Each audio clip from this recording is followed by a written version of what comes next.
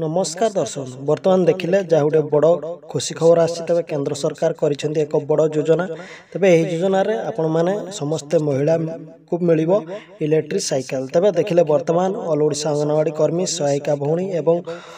समस्त भौणी माने माँ मौसी माने पाइबे इलेक्ट्रिक साइकिल एवं आशा दीदी माने मध्य पाई परिबे एही योजना रे तबे कोन रहिछि संपूर्ण अपडेट सेवा खबर आसंतु जानिबा ए वीडियो माध्यम रे तेणु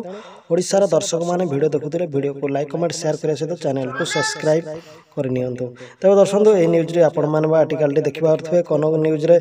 दिया हैतला तबे केंद्र सरकार गाँव रे थिबा सहायिका गोष्ठी महिला मानक मध्य इलेक्ट्रिक साइकिल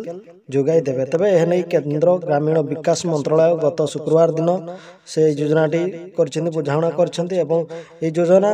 दीन दयाल अंतर्दय राष्ट्रीय ग्रामीण जीविका विकास योजना रे अंश विशेष अटे तबे ग्रामांचल क्षुद्र उद्योगी गुड़िक चलाउथवा भौणी मानक मध्य यातायात पे अनुकूल सुविधा हबो जोगाई देबो एवं महिला माने आगु को जाई परिबे एवं इलेक्ट्रिक साइकिल होइथिबारु एहार व्यवहार परिवेश पई मध्य उपयोगी हबो एवं कोनोसी वायु प्रदूषण हबोनी तबे एठारे समस्त महिला माने शामिल होई परिबे तबे जा गुटे बड़ खुशी खबर एथिरे